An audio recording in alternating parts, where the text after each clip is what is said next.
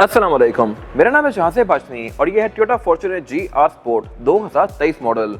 ये फॉर्च्यूनर का GR sport यानी कि top of the line version है और GR फॉर्च्यूनर में रिसेंटली लॉन्च किया गया है लास्ट ईयर इन्हीं दिनों में, मार्च अप्रैल में।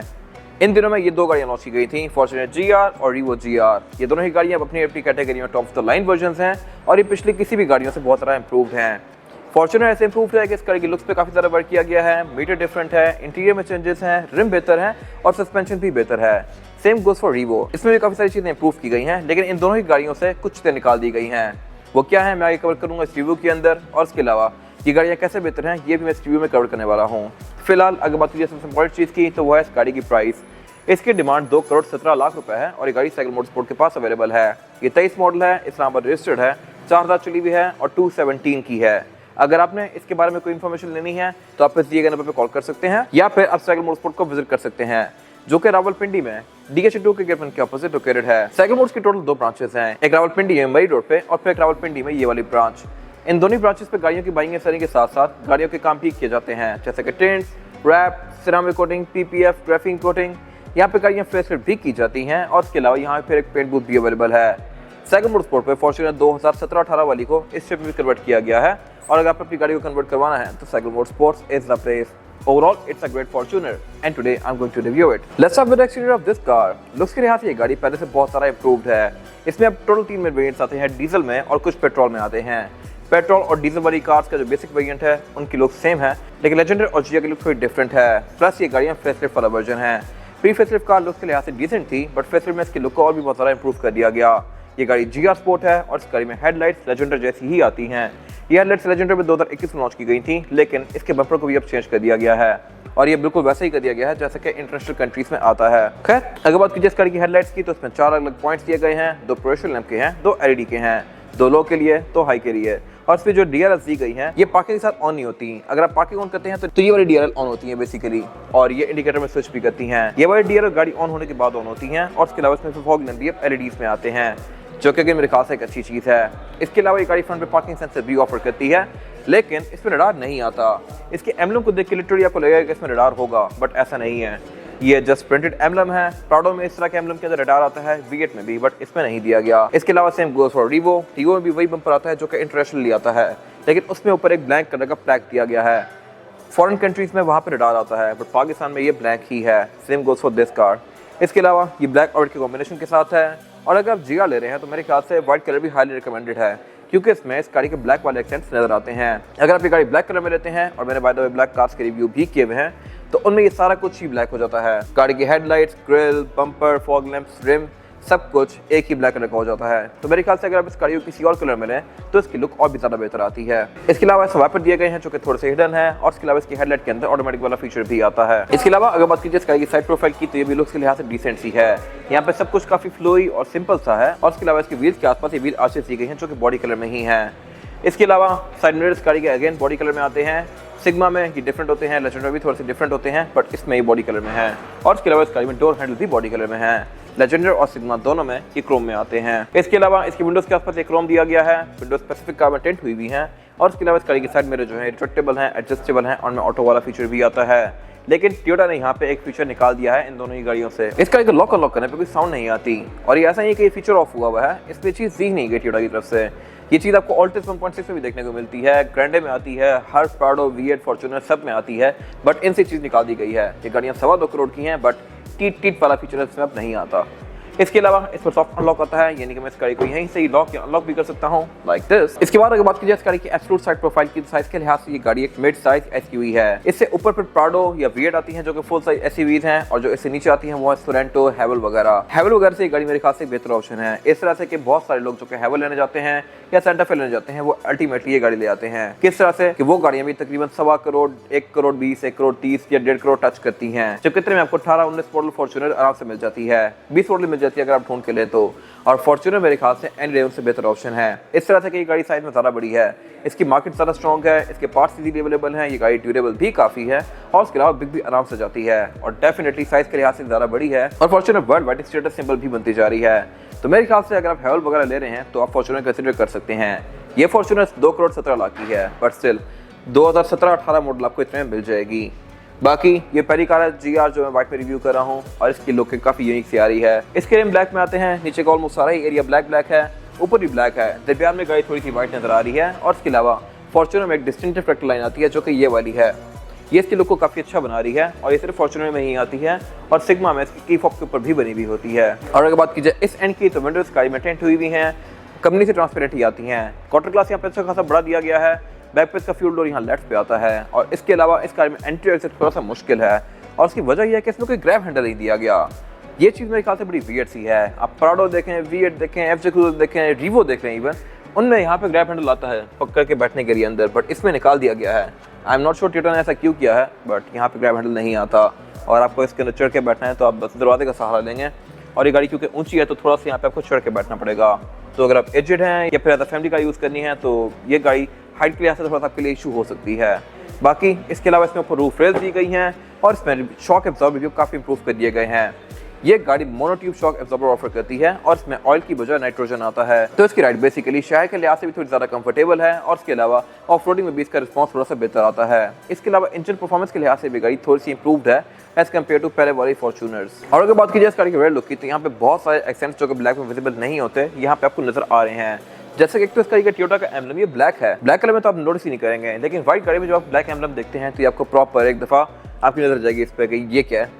इसके अलावा इसके पॉइलर के अंदर ये ब्लैक कलर के एक्सेंट्स आते हैं, बम्पर के अंदर भी ये ब्लैक कलर का डिफ्यूजर दिया गया है जो कि इसकी लुक को थोड़ा सा डिस्टिंक्टिव बना रहा है।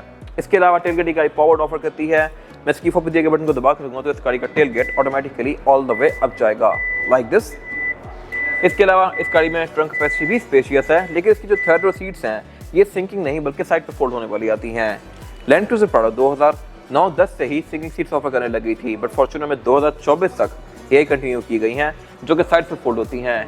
इनको फोल्ड अनफोल्ड करना भी थोड़ा सा मुश्किल है और इसके अलावा ट्रंक का भी अच्छा खासा एरिया ले जाती हैं। तो मेरे ख्याल से अगर इसमें सिंकिंग आ जाती तो बहुत बेहतर था। ये गाड़ी 2017 में डेवलप की गई है बट स्टिल सीट्स को सिंकिंग नहीं किया गया। इसके अलावा आप इस गाड़ी की सेकंड रो सीट्स को भी फोल्ड कर सकते हैं और बाकी इसमें पूरा ही रूम बैक पे ब्लैक आता है।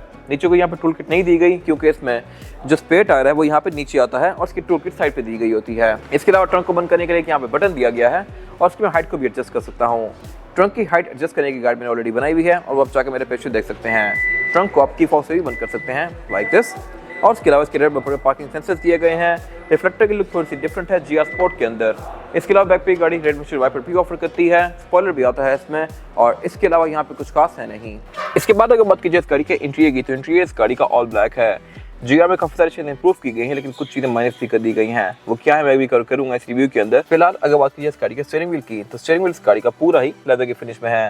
ये ब्लैक और रेड के कॉम्बिनेशन के साथ है और इसके अलावा ये है पूरा ही लेदर की फिनिश में और राउंड है। GR की मोस्टली कार्स में यूजुअली आपको देखने को मिलेगा कि steering wheel forced carbon fibre के होते हैं, बॉटम कट होते हैं, उनका टॉप भी कई दफ़ा कट होता है या फिर उसमें बहुत सारी चीज़ें इस तरह की दी गई होती हैं जो कि थोड़ी सी अनकंफर्टेबल होती हैं। बट यहाँ पे वो चीज़ नहीं की गई। स्टीयरिंग इस गाड़ी का राउंड ही रखा गया है और ये काफ़ी कंफर्टेबल सा स्टीयरिंग है। ये मेरे ख्याल से एक अच्छी चीज़ है। और इसके अलावा इसमें रेड कलर के ऊपर एक फ्रिल ऐड कर दी गई है, नीचे GR की बैचिंग दे दी गई है जो कि इसकी लुक को बेहतर बना रही है। बाकी स्टीयरिंग व्हील पूरा ही इसका शेडो ग्रे सा है और इसके अलावा इसमें left right spoke different controls दिए गए हैं।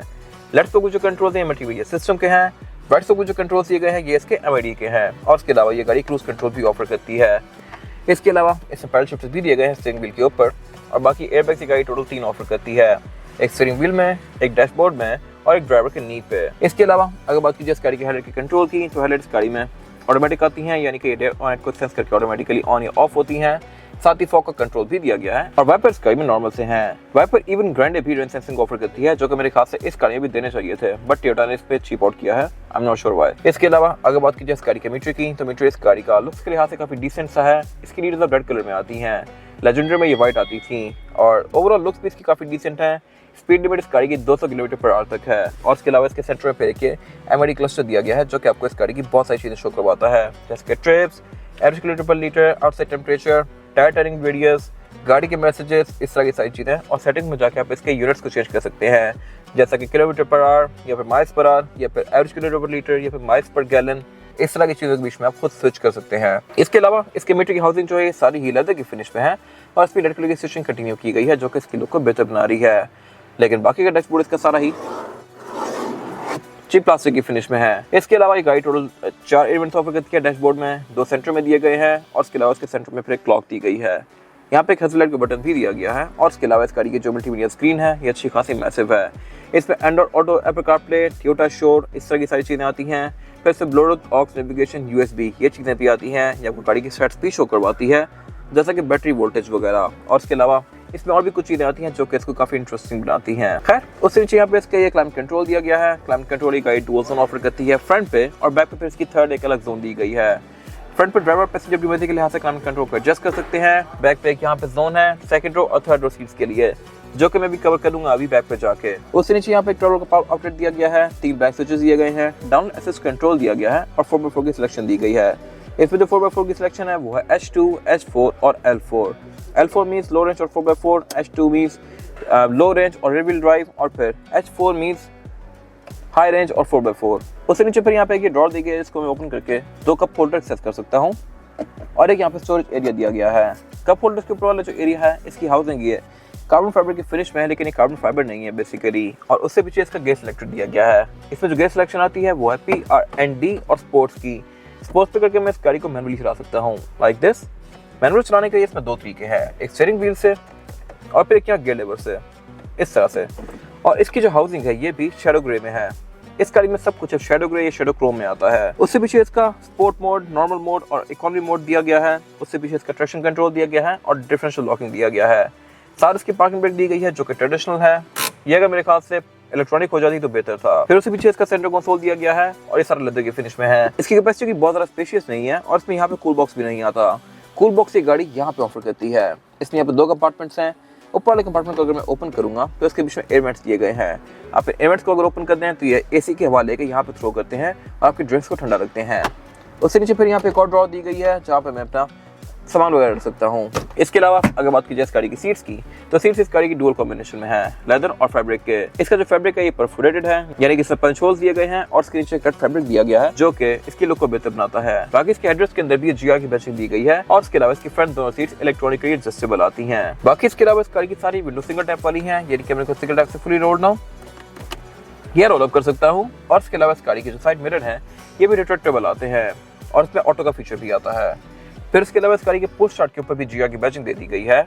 और इसके अलावा वेंटी मेरी गाड़ी ड्राइवर और पैसेंजर दोनों के लिए ऑफर करती है विद अ लाइट, जो कि ऑटोमेटिकली ऑन या ऑफ होती है इस तरह से। फिर इसमें red view mirror auto dimming वाला आता है। विंडशील्ड का ऊपर वाला एरिया इसका थोड़ा सा टिंटेड आता है। केबल लाइट इसमें LED में दी गई है और इसमें सेंटर में सनग्लास होल्डर भी आता है। इसका जो ये रूफ लाइनर है ये सारा ही ब्लैक कलर का है, जबकि छोटी फॉर्च्यूनर्स में ये ग्रे सा आता है या इसको व्हाइट कह सकते हैं, लेकिन इसमें ये ब्लैक दिया गया है और इसमें सनरूफ नहीं आती वर्ल्ड वाइड। प्राडो का बेसिकली यूनिक सेलिंग पॉइंट ही इसकी सनरूफ है। जिन लोगों को सनरूफ चाहिए होती है वो लिटरली प्राडो लेते हैं, और इसके अलावा यहाँ पे कुछ खास है नहीं। इसके बाद अगर बात की जाए इस गाड़ी में रेयर पैसेंजर्स के लिए सीटिंग कैपेसिटी की, तो ये बैक पे सफिशिएंट है। मेरे पास यहाँ पे हेडरूम का कोई खास इशू नहीं है और हेडरूम का भी। यहाँ पे 3 लोग काफी आसानी से बैठ सकते हैं, 4 लोग बैठा चाहे तो वो भी बैठ जाएंगे, लेकिन फिर ज़्यादा कंफर्टेबल नहीं होंगे क्योंकि गाड़ी चौड़ाई में कोई बहुत ज़्यादा स्पेशियस नहीं है। सेंटर में यहाँ पे फ्लोर बेड फ्लैट आता है ऑलमोस्ट, तो यहाँ पे 3rd पर्सन बैठ सकता है। 3 हेडर्स भी दिए गए हैं यहाँ पे और अमेनिटीज बैक पे डिसेंट दी गई है रेयर पैसेंजर्स के लिए। इस तरह से कि इसमें 2 पावर आउटलेट आते हैं C2C वाले, जहाँ से आप अपने नए फोन्स को चार्ज कर सकते हैं। फिर एक 100 वोल्ट का पावर आउटलेट दिया गया है।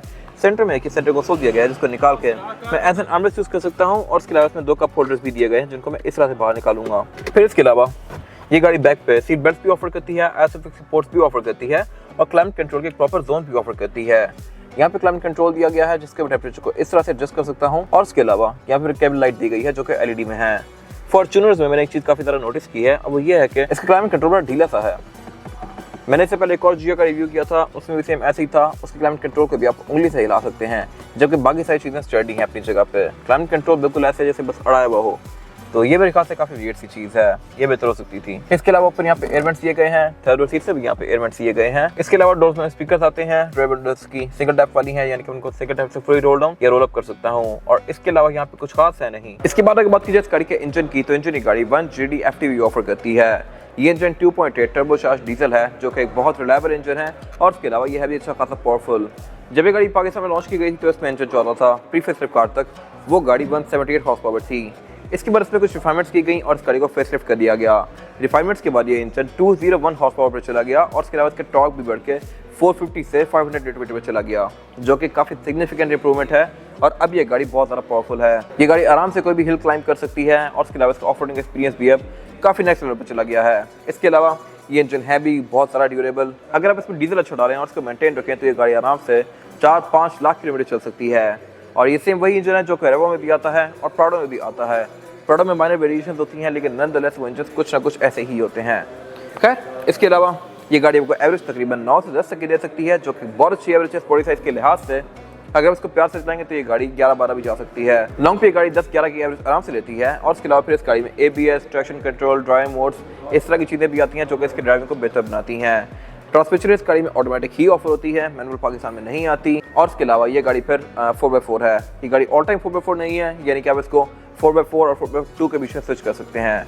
इसके अलावा इसके बोनट की रजिस्ट्रेशन दी गई है। बोनट ओपन इस गाड़ी का स्टैंड से होता है और ये अच्छा खासा भारी बोनट है। अगर मेरे ख्याल से यहाँ पे हाइड्रोलिक आ जाता तो बहुत बेहतर था, बट नहीं दिया गया। और इसके अलावा यहाँ पे कुछ खास है नहीं। इसके बारे में बात की जाए इस गाड़ी की टायर साइज की, टायर साइज जो ऑफर करती है फॉर्च्यूनर है 265, 60 और 18।